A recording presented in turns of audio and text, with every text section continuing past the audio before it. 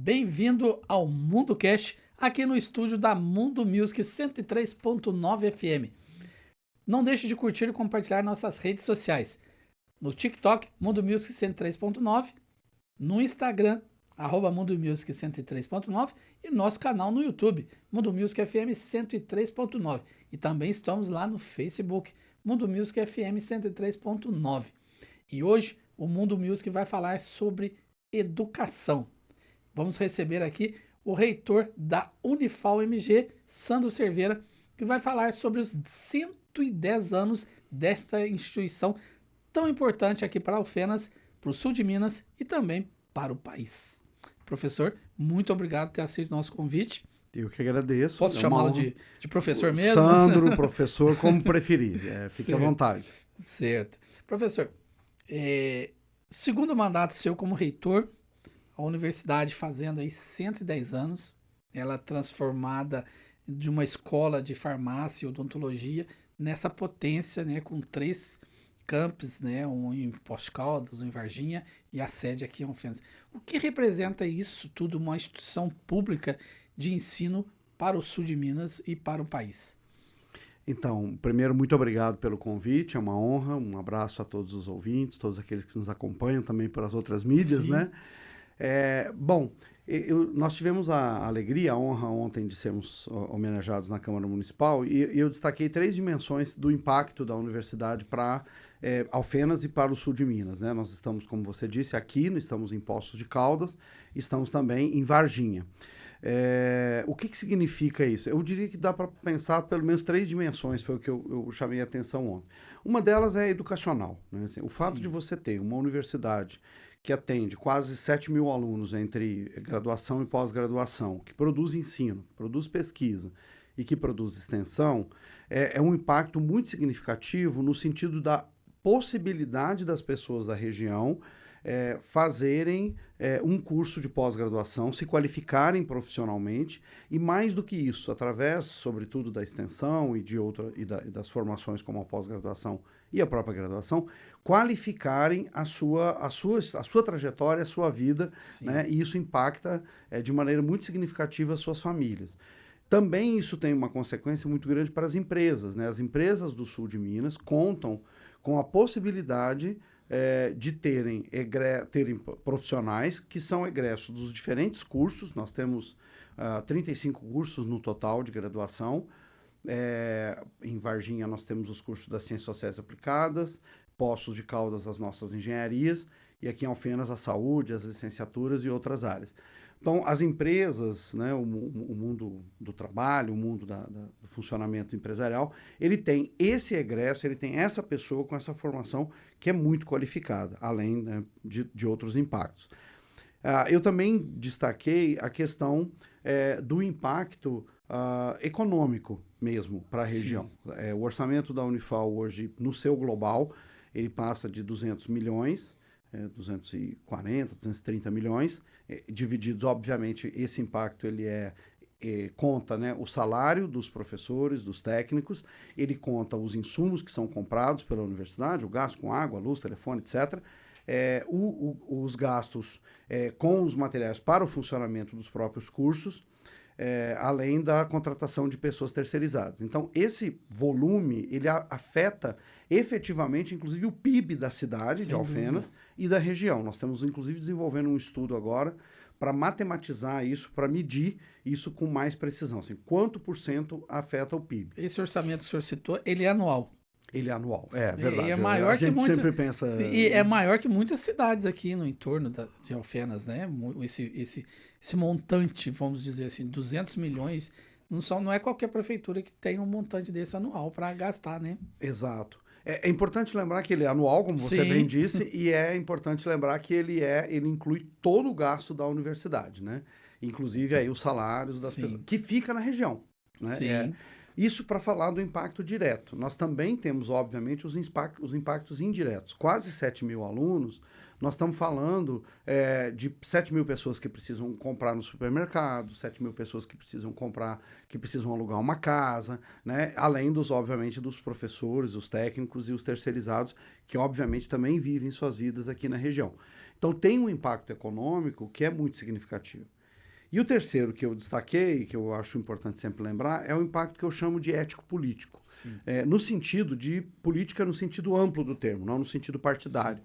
Até porque nós, como universidade, né, não participamos diretamente, obviamente, né, por razões até legais, mas também éticas, do processo político partidário propriamente dito.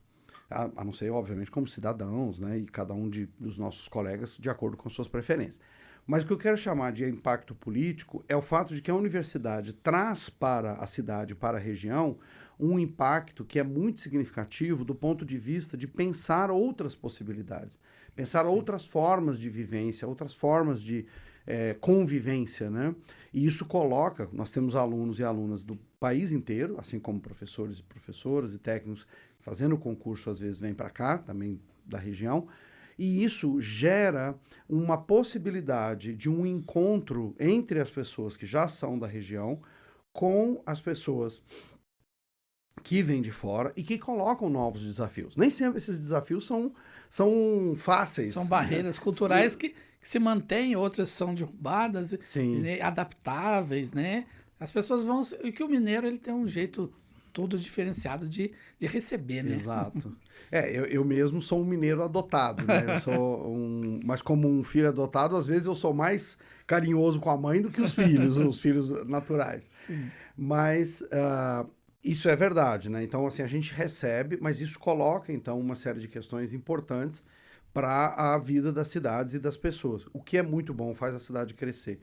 Eu mencionei ontem, volto a mencionar porque eu acho importante, guardadas as devidas proporções, a Unifal, assim como Ouro Preto, assim como Belo Horizonte, eu colocaria mais Ouro Preto porque nós somos uma cidade, né, e mesmo Poços e Varginha não ultrapassa 200 mil habitantes, então nós somos cidades relativamente pequenas, entendido? Sim. Não somos uma Belo Horizonte com milhões de habitantes, mas com uma universidade grande, com um potencial muito grande. Nesse sentido, nós estamos junto com outras grandes outras histórias do mundo, né? Bolonha, Salamanca, ou seja, cidades que ficaram marcadas porque a sua experiência de vida, de história, ela foi marcada pela universidade, pela presença da universidade. Sim. E no caso aqui, né, temos inclusive duas universidades, uma privada e a Unifal. E isso causa um impacto muito significativo para a vida da cidade nessa dimensão. E a universidade coloca a produção científica à disposição da região. Então, por exemplo, nós temos a nossa agência de inovação e empreendedorismo, por exemplo, ela incuba empresas da cidade e faz parcerias. Então, nós temos hoje empresas incubadas, não vou mencionar para não fazer propaganda das empresas, né? Mas são empresas incubadas na nossa agência, na nossa Nidustec, que estão em 4 países do mundo, que estão desenvolvendo possibilidade de estágio para os nossos alunos, que está pegando aquele conhecimento que é produzido dentro da universidade, que é um conhecimento científico de ponta, transformando ele em produtos. Então, esse impacto, ele é um impacto muito, muito significativo para a vida da cidade e da região. Essa parceria, né, que é da iniciativa privada com a universidade, antes não existia, né? Antes era só iniciativa privada, dependia muito de incentivo do governo, mas estão buscando na universidade, que é o seio da ciência, né, do desenvolvimento de tecnologia. Isso é importante, que o ano passado eu tive a oportunidade de acompanhar até a visita do vice-governador, né, justamente na inauguração de um software, né, de uma empresa que esteve incubada na Nidustec. Isso é muito importante. Sim, na verdade ainda está, né? A gente mantém a parceria. Hoje essa empresa está levando alunos nossos para estágio, inclusive no exterior, e vice-versa, e mantendo esse diálogo internacional. É um dos produtos assim, interessantíssimo, que pega a inteligência, na verdade acho que eu posso chamar de inteligência artificial, para pensar a manutenção de máquinas. Isso é alta tecnologia, né? E isso é um grande, além de outras, né? Nós temos em diferentes áreas, né? Temos na área inclusive, de produtos e serviços, né? Que são impactantes na cidade, até produtos artísticos. Sim.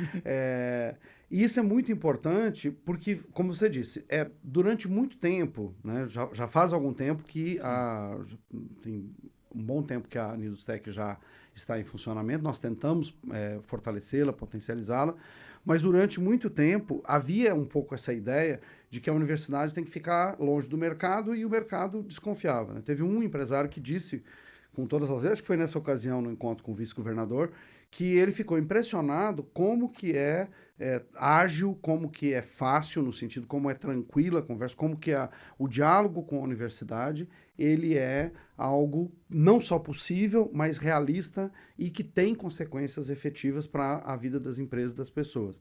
Então, isso foi uma mudança de mentalidade que já começou antes da gente chegar aqui, enfim, mas que nós tentamos potencializar nos últimos anos. Temos parcerias com o governo do estado, o secretário de Desenvolvimento Tecnológico, se não me engano, tem sido um parceiro tem tido um ótimo diálogo com as incubadoras de todas as universidades e também, obviamente, aqui da Unifal. Então, isso é uma coisa que nos dá muita alegria, né? Isso só para falar de uma das pontas, sim, que nem vamos dizer assim, o ensino, pesquisa e extensão propriamente dito, né? É porque, analisando assim, parece que isso vai dar um start no desenvolvimento tecnológico do país, que é tão necessário para disputar o mercado global, né? Sim.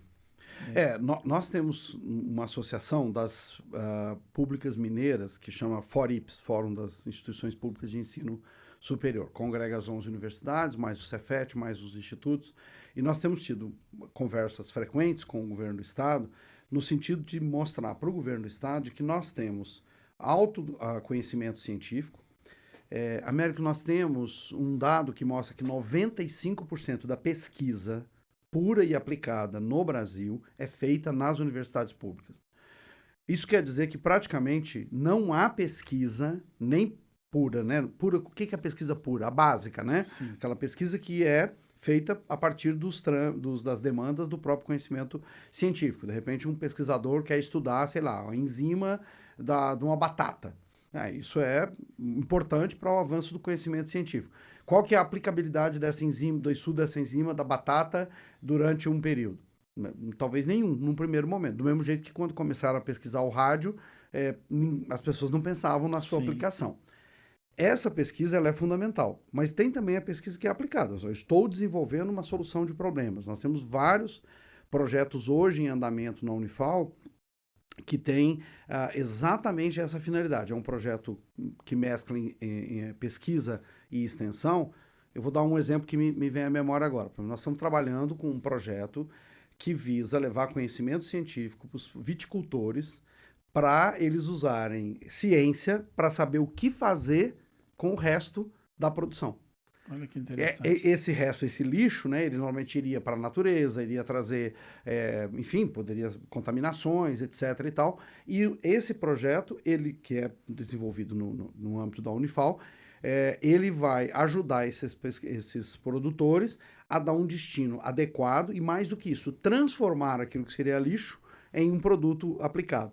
Então, esse tipo de contribuição da universidade, na pesquisa aplicada também, que soma esses 95%. E a gente tem dialogado com o governo do estado no sentido de argumentar que Minas está muito ainda preso à questão das commodities, né, da própria mineração. Café, soja, né, que teve uma expansão boa agora. E a mineração continua despontando como principal, a mineração, né? Ainda... o café, por exemplo, aí não é o nosso caso, porque quem tem expertise é o Instituto Federal. Sim. Ele tem sido muito potencializado no sul de Minas, graças à pesquisa científica feita, por exemplo, pelo Instituto, nosso irmão, né, nosso companheiro de federal também, as pesquisas com relação ao café. Mas a gente tem argumentado no sentido de mudar a matriz do desenvolvimento, tentar parar com essa coisa de que nós simplesmente estamos mandando os nossos minérios, né, in natura para o exterior e depois comprando produtos beneficiados. Então, a universidade pode oferecer isso. Nós temos capacidade instalada, como se diz, né? Nós temos equipamentos, nós temos laboratórios e, mais do que isso, nós temos os pesquisadores e as pesquisadoras que estão entre os melhores do mundo. Só a Unifal, recentemente, teve o destaque para 2 dos nossos, pelo menos 2, eu posso depois checar se tem mais alguém, mas pelo menos 2 dos nossos colegas foram colocados entre os pesquisadores mais influentes do mundo. Sim, eu cheguei a publicar. Você publicou uma matéria, né? Sim. Então, isso é muito significativo. Nós estamos aqui no sul de Minas, uma cidade acolhedora, uma cidade tranquila, e aqui nós estamos com essas pessoas produzindo esse conhecimento que vai mudar o mundo. Sem Né? dúvida. Isso é uma coisa muito impactante. Essa questão da pesquisa e esse acesso à universidade, com essas políticas públicas criadas, né? Isso eu acho que foi muito relevante, tanto a de cotas, que ainda surge um pouco de polêmica, né? Mas temos aí o ProUni, né? Que dá o espaço para toda a sociedade, principalmente os jovens estudantes de escolas públicas. Eu acho que o acesso ao ensino público de qualidade, como é de uma universidade federal, isso está sendo bem feito? Eu acredito que nós avançamos muito nessa direção. Até os anos 80, 90, a crítica que se fazia era de que a universidade era cara e elitista. Então, Sim. ela era muito cara e ela atendia apenas a população mais rica, né? Os ricos, era aquela história, os ricos estudavam nas escolas particulares e depois faziam faculdade pública no ensino superior, e os pobres faziam o contrário, né? Estudavam na pública e depois iam fazer faculdade particular. O fato é que, a partir da política de cotas, a partir ali do ano 2000, com o próprio Reúne, nós tivemos uma mudança muito significativa nisso por dois motivos. Um primeiro é a ampliação das vagas.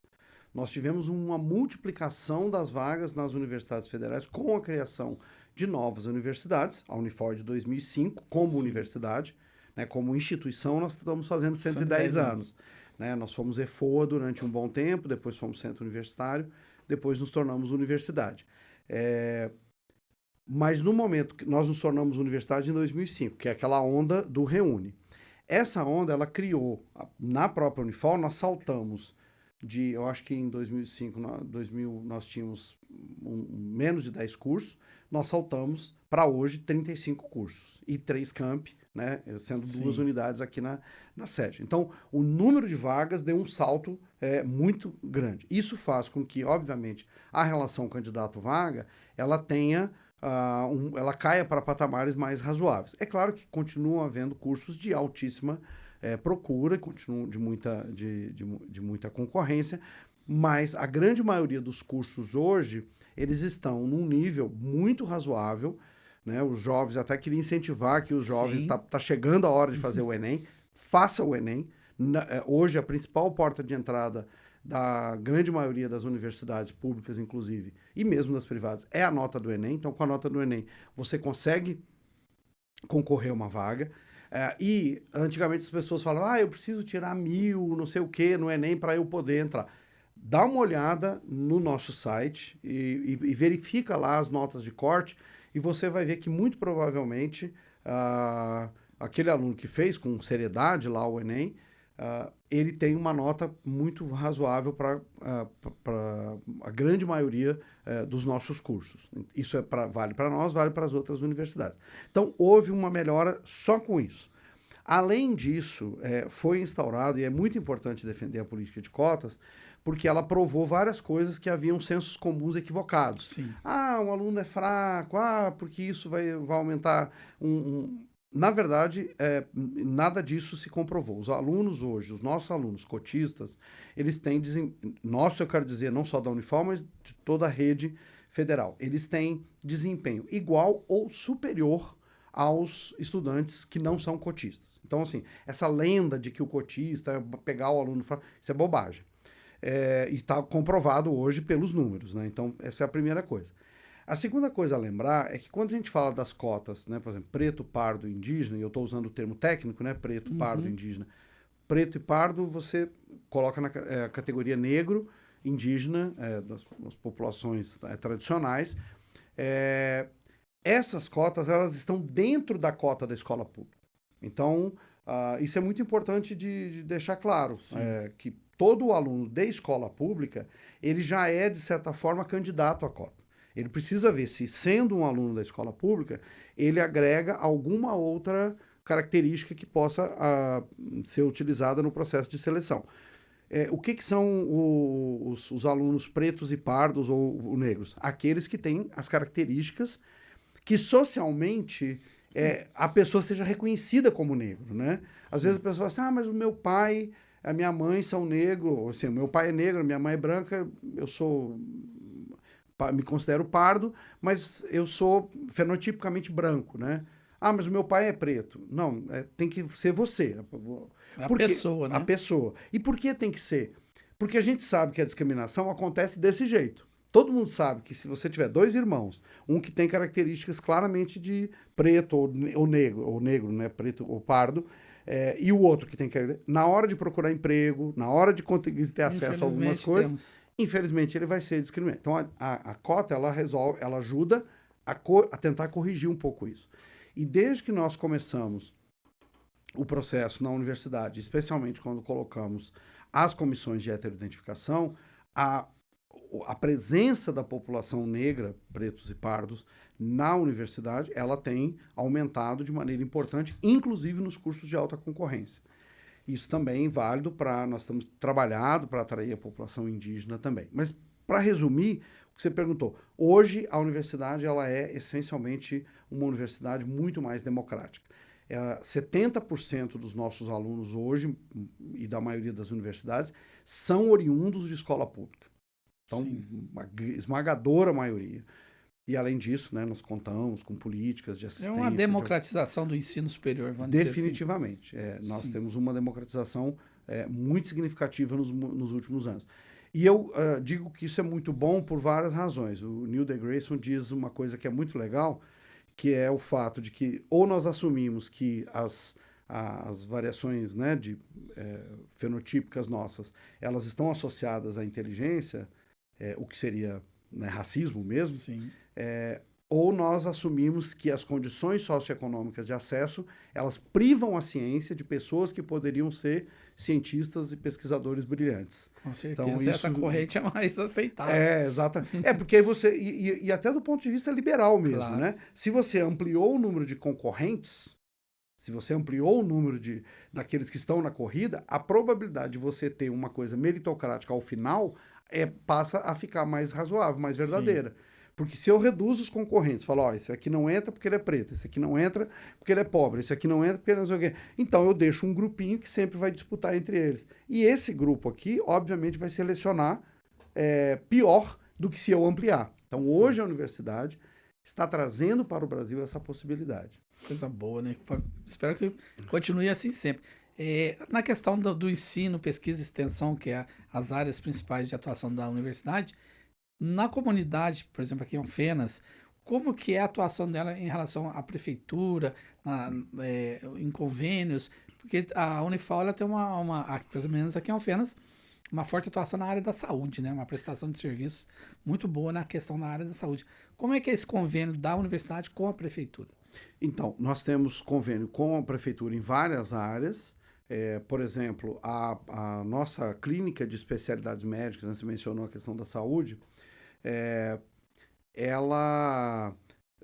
como é que ela funciona? Nós oferecemos o espaço, nós oferecemos os estudantes, os professores, e a prefeitura, através do convênio, ela repassa o recurso do SUS por cada procedimento. Obviamente é um valor que não cobre todos os custos, mas eu estou procurando aqui os números. Fica à vontade, eu queria muito falar desses valores, porque só para o nosso ouvinte, as pessoas que estão nos acompanhando terem uma ideia. Num ano, a clínica de especialidades médicas, ela faz quase 11 mil atendimentos. 11 mil? Só que, só a nossa clínica aqui. A de fisioterapia faz 23.400, mais ou menos, mais de 23 mil atendimentos. A clínica de odonto, ela faz 43 mil atendimentos. E procedimentos são mais de 60 mil. O nosso laboratório de análises clínicas, o LACEN, ele atende mais de 10 mil pessoas no ano. Farmácia universitária, 1.300. O núcleo de controle de qualidade, mais de 4 mil. O laboratório anatomopatológico, 527 laudos, e esse laboratório, de nome que eu me engasguei aqui, ele é extremamente importante porque ele congrega, inclusive, a questão de alta pesquisa científica com a prevenção, tratamento e cuidado com a pessoa com câncer bucal. Então, é uma coisa, se não me engano... Ele tem um convênio com a Vida Viva. Né? Tem. E, se não me engano, nós estamos para sair numa matéria nacional, porque esse é um dos de grande impacto, né, do ponto de vista da vida das pessoas. Mas nós temos muitas outras coisas. Né? Tem o Núcleo de Apoio Contábil e Fiscal, que atende Sim. 12 mil pessoas. O nosso museu, que agora vai, inclusive, inaugurar uma nova exposição dos 110 anos, que recebe quase 12 mil visitantes ao ano. Então, esse impacto todo, ele recebe fontes diferentes de apoio e financiamento. Então, por exemplo, você mencionou a prefeitura, é uma das parceiras, né? Mas nós temos convênios com o governo do estado, nós temos convênios com empresas, nós temos uma série de ações. Cada uma dessas ações, ela conta com esse diálogo da universidade com outras instituições para que ele aconteça. Ela não está isolada, né, como era antigamente. Hoje ela faz parte da comunidade. Exato, é uma rede muito forte que a gente tem muito orgulho de trazer isso, né? Eu só mencionei aqui os mais famosos, sim, mas nós temos projetos de extensão que atingem as pessoas durante a pandemia, por exemplo, foi prestado atendimento a idosos, por telefone. Nós temos muita coisa legal acontecendo e isso que é importante, acontecendo no diálogo com a população. A universidade, quando ela faz isso, a gente sempre pensa no que a gente está levando, mas a gente também está ganhando. Porque o nosso aluno que participa de uma clínica, que participa de um projeto de extensão, que participa de um projeto de pesquisa, esse aluno ele está se formando melhor. Sem dúvida. Porque a nossa obrigação não é apenas entregar um aluno para a sociedade que tenha capacidade técnica, né? Ser médico, ser professor, ser engenheiro, ser cientista econômico, não é apenas dominar determinadas técnicas, é ter uma formação, ter uma maneira de ser humano, né? Sim. E essa experiência da extensão, ela faz isso, ela muda as pessoas. Às vezes um aluno que nunca teve contato com uma comunidade rural, por exemplo, alguém que passou a vida inteira numa grande cidade, aqui ele vai ter essa oportunidade. Um aluno que vem de uma família muito mais abastada, que nunca teve contato com a população pobre. Ele vai atender essa população, né, mais fragilizada, pobre economicamente, né, lá dentro da clínica, e ele vai poder encontrar o mundo real ali. E saber o que é o mundo real, né? Exato. Realmente. Logicamente que nem tudo é bom, como a gente está falando, né? E a questão orçamentária? A Unifal chegou até a fazer uma audiência pública relatando a questão do orçamento, que está bem contingenciado, né? De que forma vocês conseguem manejar isso? Porque a gente vem aí dos últimos anos, o governo com essas medidas do orçamento tem que estar retendo, né, o orçamento para cumprir meta, e isso influencia, logicamente, no funcionamento da estrutura do governo, principalmente nas universidades. Como que vocês conseguem fazer esse remanejamento e manter tudo funcionando? Eu também me pergunto isso, sabe? Porque nós estamos desde 2015, na verdade, numa trajetória de descenso orçamentário. Hoje nós temos um orçamento na Unifal e as outras universidades também, mais ou menos a mesma coisa, que é metade, corrigida a inflação, de 2015. Então, e nós aumentamos o número de alunos, nós aumentamos as pesquisas, nós aumentamos significativamente a extensão, nós ampliamos significativamente os nossos serviços com um orçamento que hoje é a metade do que a gente tinha em 2015. Isso quer dizer várias coisas, que nós não estamos fazendo uma série de coisas que a gente poderia estar fazendo se tivesse esse orçamento. Mas nos últimos 5 anos nós tivemos a curva, né? Foi muito assim mesmo, caindo mesmo o orçamento. E no último ano, em 2023, o que foi para a lei orçamentária era absolutamente impossível de ser realizado.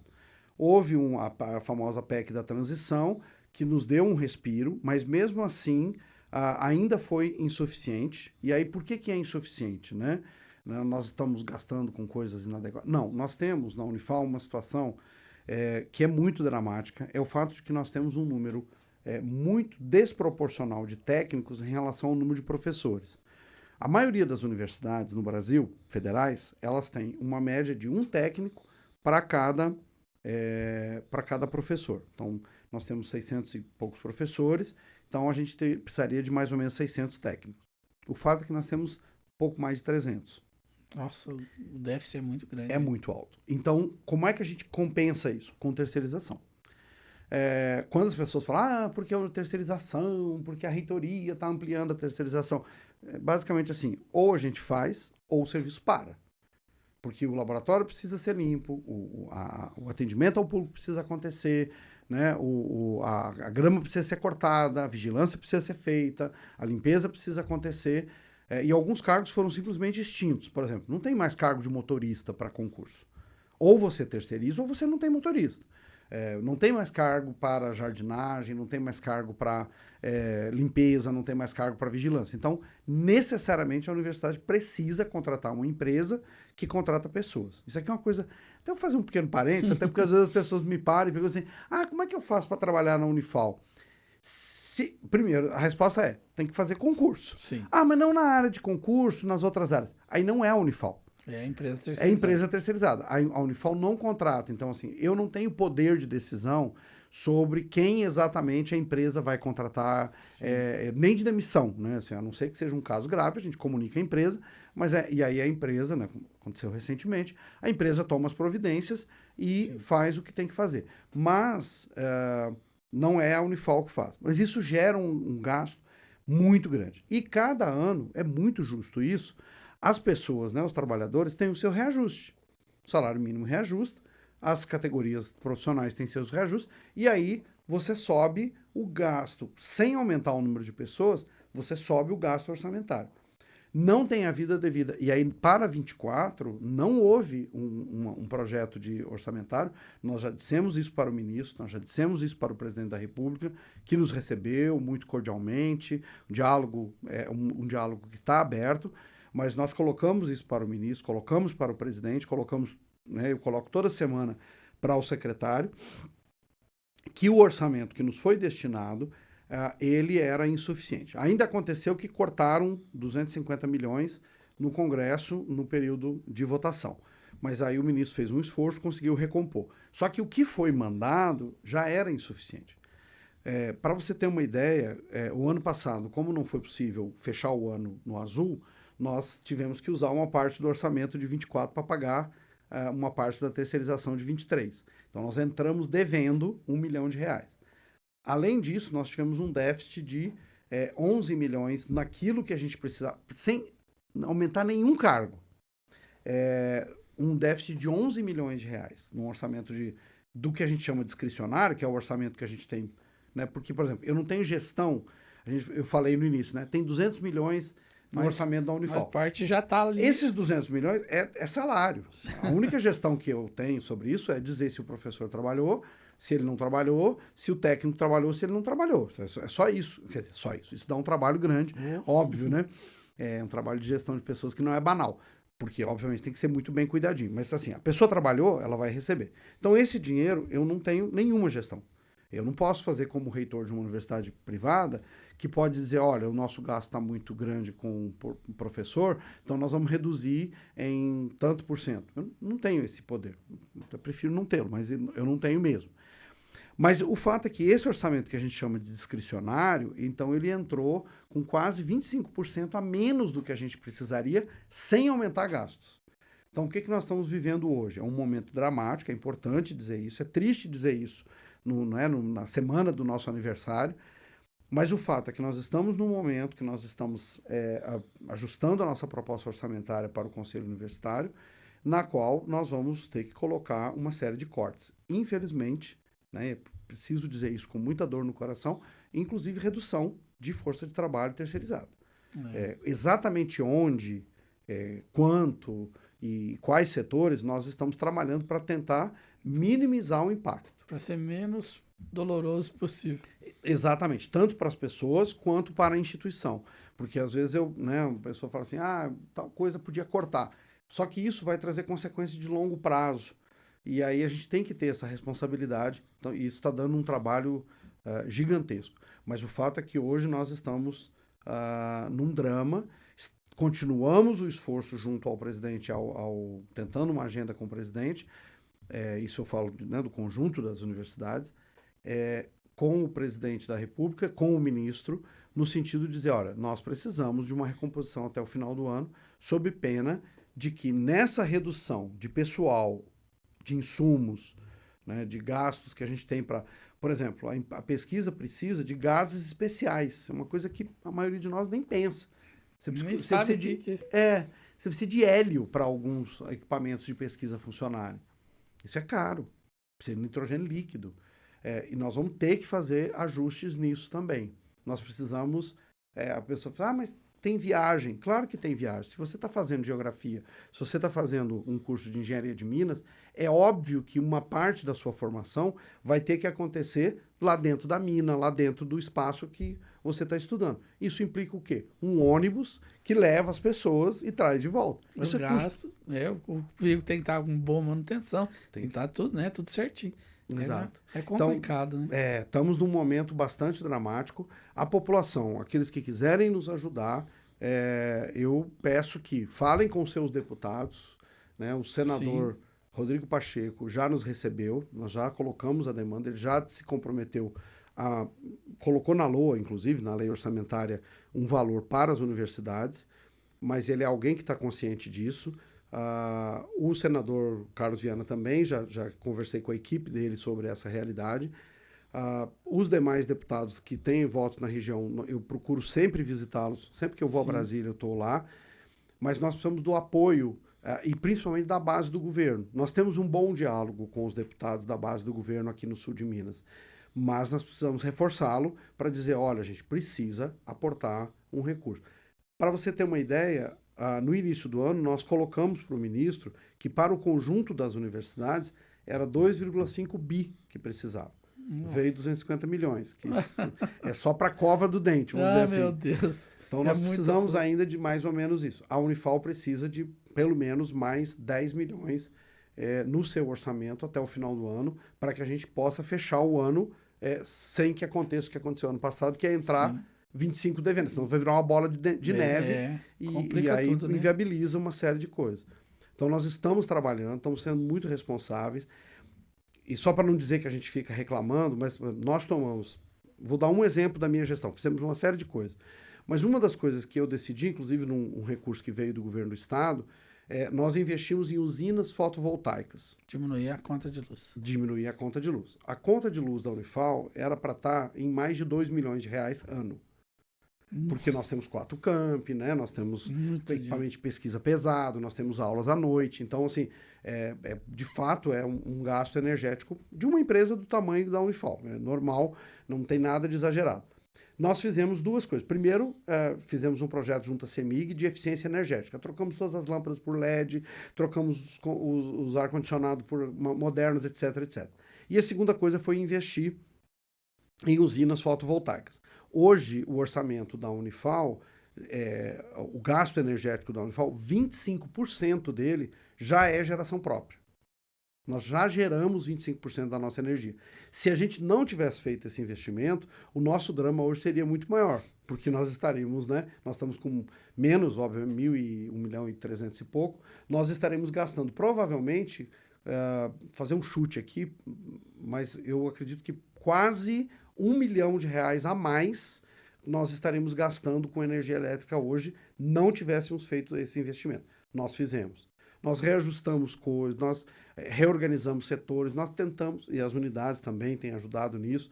Então, a gente precisa dizer isso, assim, que a gestão da universidade ela foi modernizada, todo o nosso, isso foi um projeto, obviamente, nacional, mas todo o nosso sistema de protocolo hoje, ele por sistema eletrônico, é o nosso SEI, o que evita impressão, o que evita uma série de gastos, espaço, etc.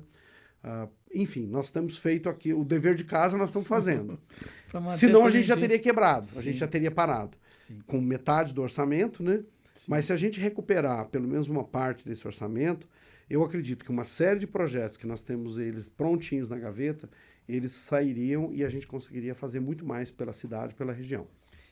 O senhor, no começo, citou, né, a questão de escola de farmácia, depois centro universitário, universidade. Uma história que para quem não sabe, começou em 1914, 14. com o doutor João Leão de Faria, Isso, que tem até o auditório lá com o nome dele, né? isso. E ele é daqui de perto, né? Daqui de Douradinho, Sim, sim. né? Muito perto.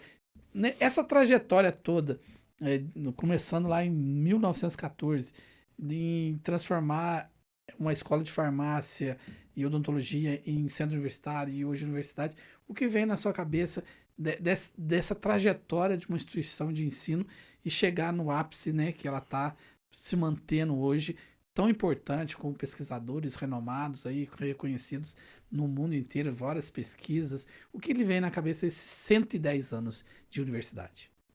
Eu acho que uma palavra, sem parecer clichê, é realmente gratidão.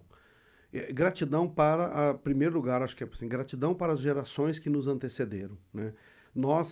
Tem um autor que eu gosto, um filósofo, Sponville, ele fala que gratidão é uma dupla felicidade em cima daquilo que... É quando você olha para aquilo que aconteceu e fica feliz, né? E a segunda coisa, uma das outras coisas que ele fala, é que a gratidão nos ajuda a lembrar que nós não somos a causa de nós mesmos. Tudo que nós fazemos, ele tem a ver com todo um universo de pessoas e coisas que conspiraram e que contribuíram para que a gente pudesse estar e fazer o que a gente está fazendo. Então, nesse sentido, quando você, né, me pede para pensar aí o que é essa trajetória, ele me lembra muito essa ideia do Sponville de que nós precisamos lembrar que a construção de qualquer coisa relevante, nossa vida mesmo, ela é fruto do trabalho de muitas pessoas, de muitas gerações, e muitas delas ficarão no anonimato. A gente está para inaugurar, a gente, né, não paramos, né, então precisamos de prédios de pesquisa, precisamos de laboratórios. Toda vez que a gente está para inaugurar, estamos para inaugurar um em Poços de Caldas agora na área de um projeto de pesquisa muito interessante, toda vez que eu ando nesses lugares que a gente está inaugurando, eu penso um pouco isso. Daqui a 100 anos, daqui a 50 anos, outras pessoas estarão aqui desfrutando desse trabalho, tendo o benefício gerado por essas decisões que nós tomamos, e talvez elas não saibam nem o nosso nome. A gente sabe o nome do Dr. Leão de Faria, porque foi o primeiro, né? O que teve a ideia, e isso é muito legal, assim, de ser capacidade empreendedora e tal. Mas teve N pessoas que passaram ali, contribuíram, colocaram, às vezes, abriram mão do seu salário, tem um registro disso, de um momento de crise da antiga EFOA, né, em que os professores colocaram em ata que eles abriam mão do salário daquele mês para que a universidade continuasse, para que a EFOA, né, a escola, continuasse funcionando naquele momento. Então, coisas assim, né, quando eu encontro com os nossos colegas que estão aposentados hoje, que estavam até que ontem estavam com a gente, né, e que estão agora, né, desfrutando sua merecida aposentadoria, essas pessoas criaram coisas, construíram coisas, e nós podemos, para usar uma outra expressão no mundo acadêmico, que é construir sobre os ombros dos gigantes. Então, primeiro agradecer muito a essas pessoas, especialmente aquelas cujos nomes não são lembrados. Por isso eu convido para visitar a nossa exposição no museu. Começa essa semana, ali na praça, né? Na quarta-feira. Na quarta-feira vai ser inaugurada, com inclusive as fotos, né, dos dirigentes que até chegar à criação da universidade, espaços, né, da clínica, elementos de memória da nossa universidade. Por quê? Porque ali você pode estar num lugar, aquele prédio não é o primeiro prédio, ele é o prédio já dos anos 50, mas você vai estar num lugar que você pode sentir o clima, né? Assim, ó, aqui, né? E outro dia eu passei lá, fui na feira e fui visitar a exposição. E aí tinha um senhor com os olhos, assim, claramente marejados. E ele estava andando num espaço, que hoje é onde é o nosso Museu de História Natural, e aí ele estava falando assim, meu pai estudou aqui. Olha que interessante. Ele estava ali sentindo o lugar que... E aí quando ele visitar lá e ver a clínica, a cadeira que o pai dele usava para fazer as práticas e tal, eu tenho certeza que o coração dele vai ficar tocado. Nós recebemos um filho de um ex-aluno nosso, que é diretor de uma universidade, de uma faculdade de odontologia no Canadá. Assim, nós entregamos para ele o facsímile, né, a cópia dos documentos do pai dele, assim, ele ficou absolutamente encantado.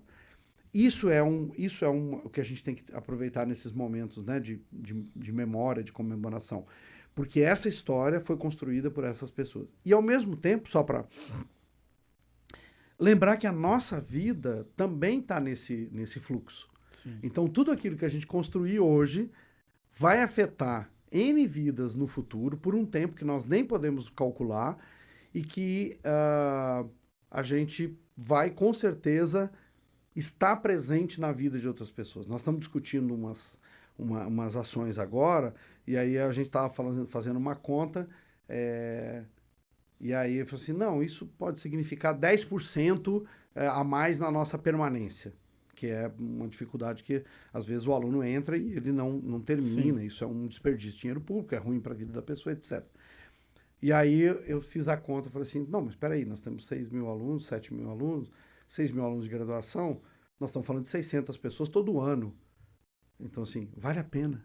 Sim. Vale a pena, porque serão 600 vidas, 600 pessoas cuja história será afetada, e cada uma dessas vidas vai afetar as gerações futuras daquela família durante décadas, durante talvez os 100 anos que a gente está comemorando, né, os 110 agora. Então, assim, me encanta isso e me encanta fazer parte disso. Ok. Professor, mais uma vez, só tenho a agradecer por ter aceito o nosso convite. Obrigado. E falar para a população, explicar a situação, como é realmente estar à frente de uma renomada instituição como é a Unifal. Muito obrigado. Muito obrigado. Eu agradeço demais, agradeço aos ouvintes, aqueles que estão nos acompanhando, e dizer, olha, esse ano nós já estamos fechando as nossas matrículas do SISU, ano que vem tem mais.